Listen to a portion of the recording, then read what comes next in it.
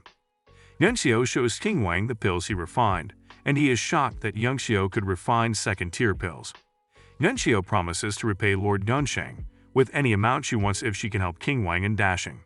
She replies that there is no need for reimbursement since King Wang and Dashing are important pillars of the country, and helping them is within her duties. However, she requests that he will play the Guangling Odyssey. The meeting ends and Yuanxiu goes into seclusion to cultivate. Yuanxiu wonders why he hasn't broken through to become a martial master, and is still stuck as a mere 7-star martial warrior even after absorbing Meng Bai's poison and the grand qi of hundreds of scholars. He starts cultivating. He activates the monument he got from the Lai family's secret vault. He soon discovers that he can train his body and soul simultaneously. After a while, he generates so much power and absorbs all of it, which causes him to start expanding and be at risk of combusting. He starts to consider the limitations of his body and almost thinks of giving up, but he gives up that thought and continues with it until he breaks through to the 8-star martial warrior level. Chunying calls for an emergency, and when he sees Yuanxiu, he is shocked. He is surprised that he has advanced to become an 8-star martial warrior in just 2 days after becoming a mid-level 7-star martial warrior. He then tells him that Jiren was furious about what happened with his scholars. He gathered all the instructors at the Imperial Academy, waiting for the Lai family to take responsibility. Chunying tells Yuanxiu that he ran away after seeing them. Yuanxiu asks why he is scared of them and tells him that, as martial artists, they only believe in strength and care less about reputation. This makes Chunying realize that he has just been a coward ever since, and he aims to leave everything aside after Kinyu's matter is solved to focus on training. Yuanxiu and Chunying proceed to the Imperial Palace, and when the guards would not let them in, Yuanxiu kills them. Yuanxiu announces from outside the palace that he needs to inform the king about emergency matters pertaining to the military. The palace officials see this as rudeness, and the commander of the palace guards, Jing Feibai, launches an attack on him. Yuanxiu avoids the attack, and Chunying immediately dashes at Jing Feibai and kills him instantly, shocking everyone. The other guards block them, and Yuanxiu continues to shout that he has urgent military intelligence to report to the king. A few moments later, the king tells them to come in, and when they walk towards the central palace, the Imperial Academy Grand Mentors block him and begin to protest against them. Yuanxiu observes the qi they generated, and he is disappointed as the amount is lesser than the other scholars from earlier. He unsheaths his sword and kills some of them. They become shocked and clear the way for them. On getting to the palace, Jiren tells the king that he has to kill them for killing the palace officials. He tells the king that he killed them because he respects the law. Kinyang interrupts him and says that murder must be punished with death. Yuanxiu asks Kinyang if he knows the law, to which he replies yes. Yuanxiu then asks for the Ministry of Personnel and asks him what the punishment for blocking someone with urgent military intelligence is. The Ministry of Personnel replies that it is death. Everyone in the palace realized that this was why Yuanxiu said he had urgent military intelligence to report to the king. Yuanxiu justifies all his killings with the law, and even implicates Jiren. Chunying is shocked at how he settled everything and wonders if this is really his grandson. The king punishes Jiren's nephew and pardons Jiren because of his accomplishments in the past. However, Yuanxiu doesn't accept and protests that the law should affect Jiren too, as no one is above the law, even the prince. Jiren accuses Yuanxiu of mocking the king's imperial pardon. He says Yuanxiu doesn't regard the king, and Yuanxiu declares that he doesn't. The entire officials present in the palace become shocked. However, Yuanxiu finds a way to maneuver himself out of a seeming offense and put all the blame on Jiren, saying Jiren defied the imperial edict and sought to take the throne. Rini gets very angry and soon falls and dies. On seeing this, Xiao seeks forgiveness from the king since he has shown remorse with his death. The king pardons Rini, and they carry his dead body out of the palace for a befitting funeral. The king then asks Xiao about the urgent military intelligence he killed the guards for. Xiao tells the king that they have lost Beitu town. The 100 Battles country has besieged Kunshan city, and reinforcements must be sent immediately. The king is shocked that this was the information they called urgent, as he was already aware of it. Qin Yang says Xiao must be killed for killing the imperial officials over outdated information. The king tells Xiao that Kunji city's army is enough to guard the city, so he thinks the reinforcement request is fake.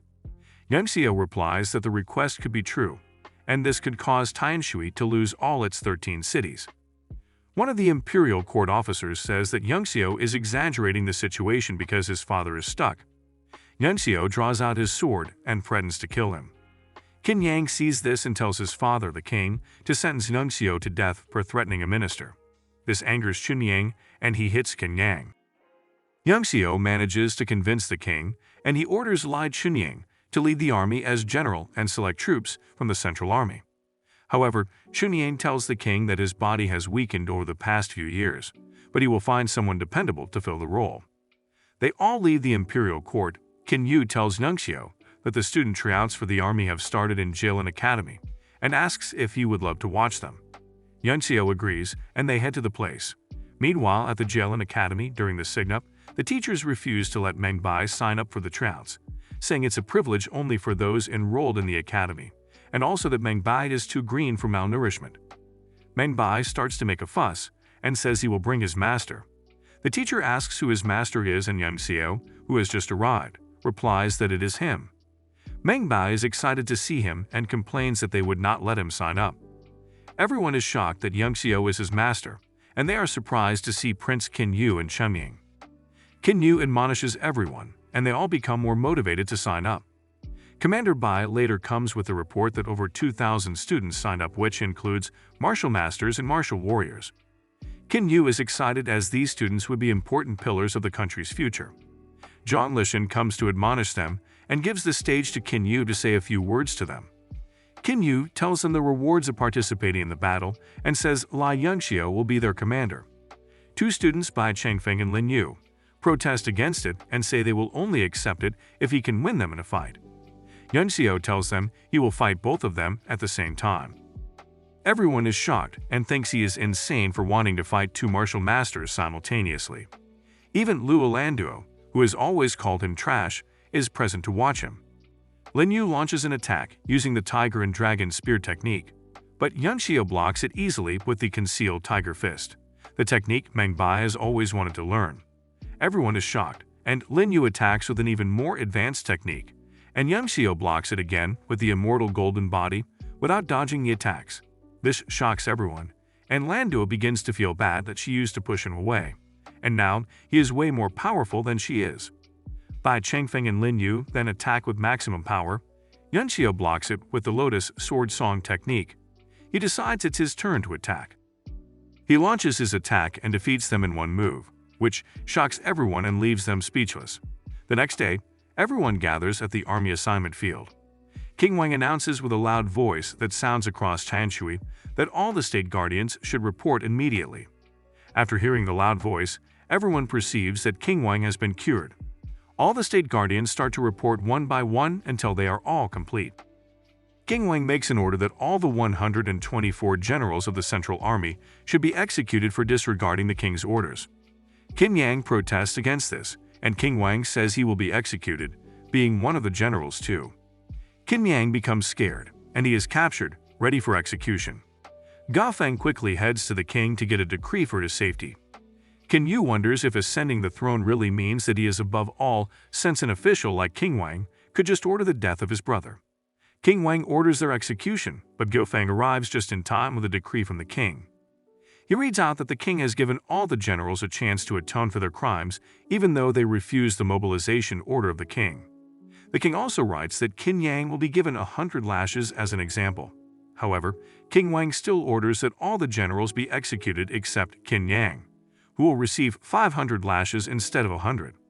All the other generals are executed, and King Wang orders the 124 vice-generals to report immediately.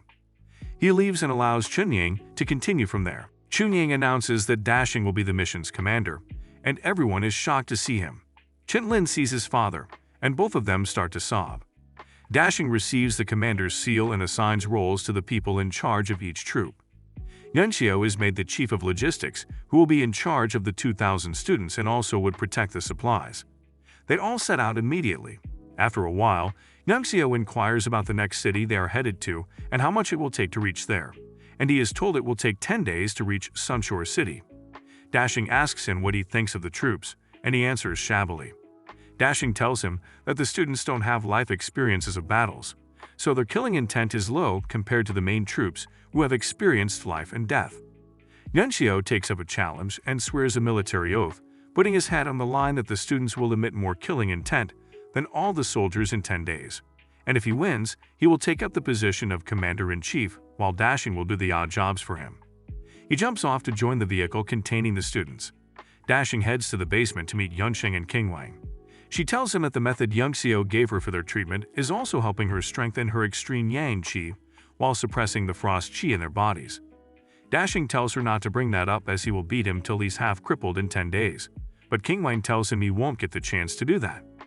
Yunxiu tells his friends about the oath, and they tell him that it's not possible as killing intent is only increased in the face of real battles. Yunxiu tells them he will just make the students experience a real battle. He then commands that the students advance at full speed and arrive at Sunshore City in 4 days so that he can train them for the remaining 6 days.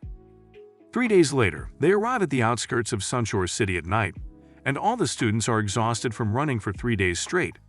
Yunxiu draws a formation on the ground with Han Bai and Chen Zhen's help. He activates the formation and tells them it will help them become a true warrior in a short time. He heads back to the vehicle and sits down to start the training. He then sees his friends, Meng Bai and his sister, still in the vehicle. He stands up and pushes them out too. Chumeng decides to join too, but Yunxiu stops him as he has the cultivation of a martial lord, and his ocular skills can't control his mind, unlike the others. Zhirong recognizes the formation to be the Thousand Hallucinations formation. Yunxiu tells Chumeng to protect them while he and Zhirong cultivate. Meanwhile, in the forest, a student named Zhang Tao sees a beast wolf emerge from a tree, and it begins to chase him. He turns and tries to fight it, but the beast chops off one of his arms and runs away. Zhang Tao gets angry, chases the beast, and attempts to attack it, but it chops his second arm and runs away. He wonders why the beast did not kill him and ties up his wounds. He thinks that he won't be able to practice martial arts again and will not have the chance to get into Jilin Academy. He heads back home and sees his family molested and harassed by some men. He becomes angry and attempts to fight them, but they beat him up since he has lost 2 arms. While beating him, Zhang Tao becomes very angry and suddenly feels strong. His arms immediately grow out back, and he sees 2 swords in his hands. His killing intent rises, and he starts to attack them viciously. The hallucination effect wears off, and all the students realize that they have been hallucinating. They all start to cry from the terrifying situations they all face in the hallucinations. The next day, the students begin cultivating, and 3 days later, the god-slaying finger condenses from their strong killing intent. Yunxiu decides to take a walk in the city while the students continue to train. He takes Zhirong, Meng Bai, and his sister with him. Chumeng admires Yunxiu for entering the 8-star martial warrior realm in a very short period. On getting to the gate of Sunshore City, the guards stop them and demand that they pay before they are allowed to enter. Zhirong protests against it, but the guard insists they pay. However, another guard taps him and whispers some things in his ears, after which he allows them to enter. As they walk into the city, they discuss the corruption in the city and how Qin will correct them after he takes the throne. They head to the city's largest pharmacy to buy herbs. Yunxiu orders 10 sets of some common herbs, but he is told only 8 sets of ancient orchid leaves are left. Yunxiu tells him it is fine, but as he is about to collect it, Wu Guang takes it and says he will take it instead. The seller tells him that Yunxiu has bought it already, and Wu Guang tells Yunxiu to give him the herbs in Mengwu, and he will pay any price he names. Yunxiu asks him if he can afford his price, and Wu Guang tells the seller to tell Yunxiu who he is. The seller reveals that he is the son of the Lord of Sunshore City. while the man behind him is Lord Zhang Tai, a high-class refining disciple. Yuanxiu asks Zhang Tai whose student he is, and Zhang Tai replies that he follows Zhirong of the Alchemists Association, not knowing he is standing before him. Zhirong is shocked. He says he is not directly Zhirong's disciple, but is a close friend of one of his disciples. Wu Guang cuts the talk and asks how much they want for the herbs and the girl. Yuanxiu replies that he wants their heads and orders Zhirong, Meng Bai, and Meng Wu to beat them up. After finishing beating them, they head out of the pharmacy. Wu Guang immediately fires a signal to get back up for his revenge. The team leader, Bai Bingbei, realizes that the four are martial warriors, with Yuanxiu at the peak 8-star level. He reasons that they are from a strong background, and that he should not take the risk of capturing them. However, Wu Guang pressures him to beat them up and send the girl to his room. Bai Bingbei asks them to call their superiors, and Yuanxiu uses the cloud-piercing arrows, the highest-grade military signal, which calls all his 2,000 students at once. On seeing the troop arrive, Bai Bingbei becomes afraid that he has provoked someone he was not supposed to. The city lord, Wu Lianshan, arrives, and he is shocked to see that the entire troop is full of kids. Wu Guang complains to him about them, and Wu Lianshan disciplines him instead and apologizes to Yuanxiu. Yuanxiu suggests that they find somewhere to talk. Wu Lianshan leads him to his residence. At his residence, Wu Lianshan is excited to hear that Yuanxiu is dignified and on an assignment for the country. Yuanxiu requests him, and Wu Lianshan tells him he doesn't have to be polite since everyone is doing their part for the country. Yuanxiu tells him that he and the other 2,000 came about preparations, so he hopes they can get some supplies from him. Wu Lianshan quickly replies that he is short on supplies too, and Yuanxiu says he could help with some of his wealth. Wu Lianshan says he doesn't have much savings as he has always cared about people and acted honestly. He then declares that he will skimp and save to fund them with 10,000 gold coins. However, Yuanxiu tells him that that's so generous of him, but they don't need 10,000 gold coins, and he would have some of his men come to pick a few things by themselves. After a while, Han Bai and Chen Zhen enter, and they tie him and his subordinate up before the students troop in to carry some treasures from the house.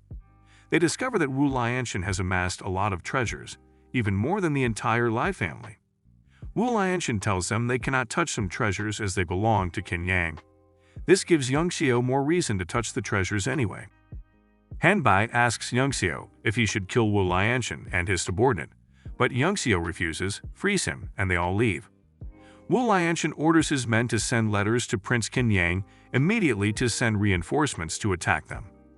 One of his men whispers that General Kang is around, and Wu Lianshan tells him to immediately report what happened to him. While Yuanxiu talks to his students, they begin to hear the thumpings of soldiers approaching them.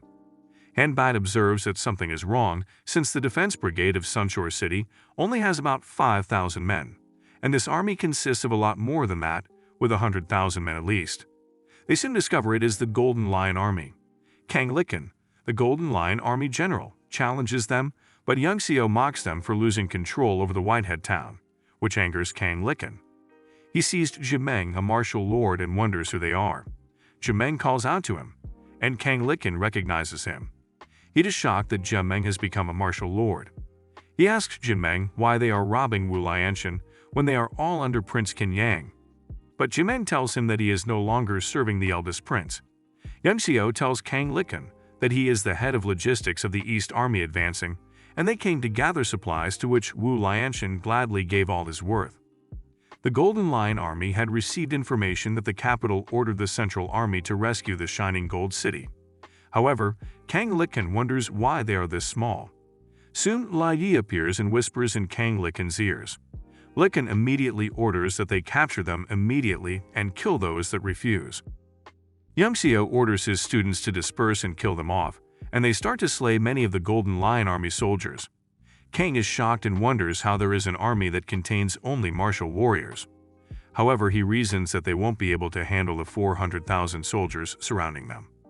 Yuanxiu then orders his students to get into formation, use the killing intent technique, and charge toward the south. The students enter formation immediately, and their killing intent condenses and attacks the Golden Lion Army. The Golden Lion Army tries to block it with their lion chi but fails. Lai Yi orders that they should target Yuanxiu first to break the formation. King Liken dashes toward Jimeng while Lai Yue tells his accomplices to attack and kill Yunxiu. Yunxiu joins the student in charging toward the south, and the two martial lords of Lai Yi chase after him. They launch attacks on Yunxiu, but he uses the Golden Lion Army soldiers to shield himself. Lai Yi then orders the martial lords to attack Yunxiu's companions to lure him out. Guang, one of Lai Yu's martial lords, attacks Changfeng and slashes him with his spear. Lin Yu quickly runs to meet him, and Yunxiu intervenes to combat Guang. Yunxiu tells Lin Yu to retreat and take Changfeng to Jiran for treatment while he faces the enemy. Yunxiu and Guang begin to fight, and Yunxiu realizes that he might die at the pace of this fight. Yunxiu's students see Yunxiu holding off Guang alone, so they decide to assist him. They start to charge back toward Yunxiu and Guang, still using the killing intent technique. Jimeng and Kang Liken continue to fight, and Liken fears Jimeng might take him down. Zhirong announces to everyone that the reinforcements have arrived while he treats Changfeng. Lai Yu, watching the fight, tells Yu, the second martial lord, to assist Guang in killing Yunxiu, but just as he attempts to attack Yunxiu, the god-slaying finger condenses from the student's killing intent and kills Yu immediately. Everyone is shocked. All the students become exhausted. The god-slaying finger used up their yuan qi in killing intent. Lai Yi becomes angry and dashes at Yunxiu. They all hear King Wang's voice from a distance, and Yunxiu intends to hold them down till King Wang arrives, while Lai Yi intends to kill him before King Wang arrives. Lai Yi and Guang attack Yunxiu together, but Yunxiu blocks all the attacks. He then uses the four quadrants elements, and everyone is shocked as only four quadrants realm martial lords can use it. Lai Yi also swallows the demonification pill and turns into a demon with power equal to a martial king. As Yunxiu starts to gather all the elements together, Yunqing sees nothing else but Gu Faiyang's demeanor in him. A cloud palm forms and hits Lai Yi to the ground and completely defeats him. Yunxiu falls from the sky exhausted. They ask if he is fine, and he says he will be fine if Yunqing hugs him. They had to check the palm dent on the ground to see what happened to Lai Yi, and to there, they don't see him but see a different person there instead, already dead. They wonder how he escaped because none saw him escaping, and they are sure the palm hit him. Dashing asks Yunxiu how they should deal with the Golden Lion Army, and Kang Liken begins to justify his actions, saying he was only carrying out his duty as the general. Kang Liken asks them who gave them the authority to punish him, and Yunxiu tells Jimeng to deal with him. Jimeng attempts to execute him on Yunxiu's orders, and Kang Liken pleads for his life, swearing to pledge his loyalty to the fullest as a martial lord of the Four Quadrants realm if they don't kill him. Dashing thinks Kang Liken can be an asset to them in the future, but Yunxiu orders his execution anyway, saying a martial lord has yet to scratch the surface on the path of martial arts. Everyone is shocked. Dashing calls up the vice commanders of the Golden Lion Army and gives them the responsibility of being in charge of the army. He tells them to make up for their mistakes and protect their homeland. Meanwhile, Wu Lianshan is unaware that Kang Liken has been killed. He asks his subordinates if Kang Liken can retrieve all his wealth. Someone comes in with the information that the Golden Lion Army has returned, and Wu Lianshan excitedly prepares to leave his residence and take revenge on Yunxiu and his students. However, Yunxiu crosses him and kills him immediately. He tells Commander Bai Bingbei to take over the admin matters of the Sunshore City temporarily. At the main commander's tent in the Central Army, Dashing, Ting Wang, Yunsheng, and others meet to discuss Yunxiu. They wonder if he is human, as he was able to teach a secret killing intent technique to the 2,000 students and could use the wind and cloud palm technique, which is only characteristic of Gu Faiyang and his disciples. They consider who his master could be among Gu Faiyang's 5 disciples. However, Yunsheng suggests his master must be Gu Faiyang himself. Dashing doubts the possibility of that, saying Gu Faiyang died 15 years ago. Yunsheng replies that no one in Chanshui can ever kill him, so he must have just suffered from major injuries and ended up in Chanshui somehow. She adds that he must have also become Yunxiu's teacher by chance. King Wang says that it means Gu Faiyang is currently hiding in Chanshui. If the public finds out, he says this would put a big risk to Gu Faiyang's life, Chanshui, and the whole Duskflame Empire. Yunsheng warns that she would personally destroy anyone that leaks information about Gu Faiyang to the public, and they all agree to keep it a secret. Someone comes to report that they will be arriving at Goodwater City soon. He asks if they should pass through it or go around it. Dashing considers that the city lord their works for Qin Yang, and they would not like to cause any commotion, so he says they should go around it. However, Jimeng arrives with a word from Yang Xiao, asking that they allow Jimeng and the student army to go and ask for some supplies in Goodwater City. Dashing permits them. Jimeng and the student army enter Goodwater City while the city lord, Zhao Hongguang, accepts his 27th concubine. Jimeng announces they have come to ask for supplies and tells them to continue the ceremony while they take the supplies themselves. The student army immediately begins to loot the city and quickly takes their leave. Zhao Hongguang becomes angry and orders his men to follow them. But Jimeng makes a hit that cuts a building in half and prevents them from coming after the student army. On returning, Dashing and some other commanders discover they acquired a lot of money and treasures from the robbery, which Jimeng tells them isn't even up to the 10th of what they got from Sunshore City. They are shocked and decide they will rob all the cities of the eldest prince on their way too. They loot many cities over the next few days, and the report reaches Qin Yang that Dashing and King Wang have been looting his cities. He is angry and disturbed that he is losing control over many things since Lai Yunxiu entered the scene. Gao Feng calms him and tells him they still have a trump card to use, which will favor them no matter how many people side with Qin Yu.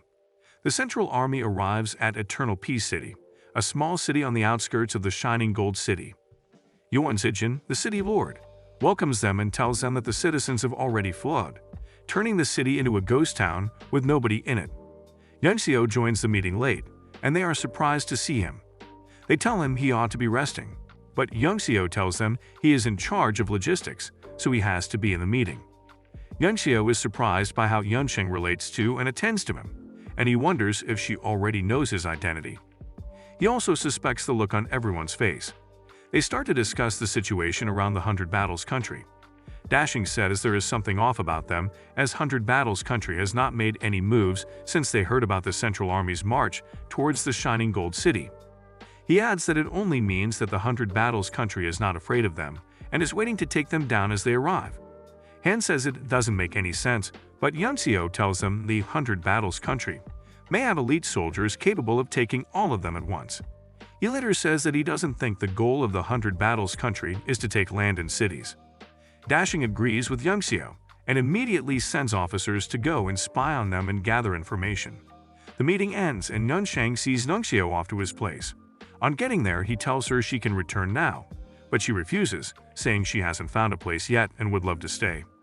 Yunxiu is shocked. He tries to prevent her from staying, but Mengwu overhears them and offers that Yunsheng can stay with her, making Yunxiu very uncomfortable. Yunsheng heads into the building and asks Yunxiu to follow her, as she has something to ask him. Yunxiu enters first, while Yunsheng follows after. She shuts and locks the door, and Yunxiu wonders what she intends to do. She does the noise cancellation seal that prevents others from eavesdropping. A lot begins to run through Yunxiu's mind. He thinks she wants to sleep with him forcefully. He attempts to help her remove her clothes, and she becomes surprised. She becomes furious and hits him with her weapon, but he barely manages to resist it. She leaves angrily, saying he would have died if not because he is Gu Fanyang's disciple. Yunxiu focuses on cultivating for the next few days. He realizes that although he was injured by Yunsheng some days back, his body absorbed the extreme yang qi from her, which was beneficial for his injuries. He continues cultivating and realizes he must refine new pills and needs to start collecting the necessary ingredients. Suddenly, he notices that his godly evolution technique has disappeared from the monument of the world god and wonders what is happening. He becomes shocked when he sees the true soul phoenix, a mythical creature he has never seen before, not even in his previous life. He doubts and thinks it's the shadow of the phoenix instead, as true souls cannot be trapped in such an artifact. However, he still is surprised and wonders what is happening. Jimeng comes to call him, and they head to the meeting hall. Dashing tells him that they sent 5 batches of scouts and have lost contact with all of them. He adds the last 2 batches were equipped with cloud-piercing arrows, so they could send signals if they were in danger, but they also never returned and lost contact. Yunxiu says his prediction that the 100 Battles country army is not scared of them is true, and they're just blindly waiting for them. Yunxiu says they must have set up an array encompassing a wide area, including all 3 towns. Someone suddenly comes to report that a strange phenomenon has appeared in the sky towards the south, and they all rush to check it. They are shocked. King Wang and Dashing order that they send 800,000 soldiers as a distraction to prevent the 100 Battles country from getting this treasure that has appeared in Tianshui. However, Yang Xiu thinks they should approach cautiously, as the 100 Battles country definitely has something up their sleeves. He says they must scout the area again and offers to go alone. Yansheng disagrees vehemently, and King Wang offers to follow him. However, Yang Xiu objects, saying he needs to be with Yansheng, so she can always suppress his poison for him. He says Jimeng should follow him instead, but Yansheng still objects that he goes. He then uses the private sound transmission technique to communicate something to her, after which she calms. He and Jimeng head towards Soverign Phoenix Town, and on their way, Yang Xiu uses the demon moon detection technique to scan the town. He discovers that the situation is more complex than he imagined, as there is no single living person in the whole town, and the corpses of the people are deformed. They realize that the town has been put under a barrier, which is why none of the signals of the scouts came out. They enter the town and see that all the citizens are dead. They discover that the deaths were not caused by humans, but by some monsters. Suddenly, first-tier monster nasal bugs appear and start to approach them. Yang Xiu tells Jimeng that they are low in power, but make up for it in numbers. They can mass reproduce where corpses are numerous. This suggests why the 100 Battles country destroyed the town, to breed the monsters. They start to fight the bugs, and after a while, they eliminate all of them, and the strongest of the nasal bugs appear. Yang Xiu and Jimeng then join forces and kill the bug quickly. Meanwhile, on Phoenix Mountain, some powerful guys are gathered together, including Yang Xioshan, the one who injured King Wang. The least among these people is a martial lord. Will Yang Xiu and Jimeng meet them? That'd really be dangerous. Let us know if you want the next part in the comments section. Also, remember to like this video and subscribe to our channel. See you guys in the next video.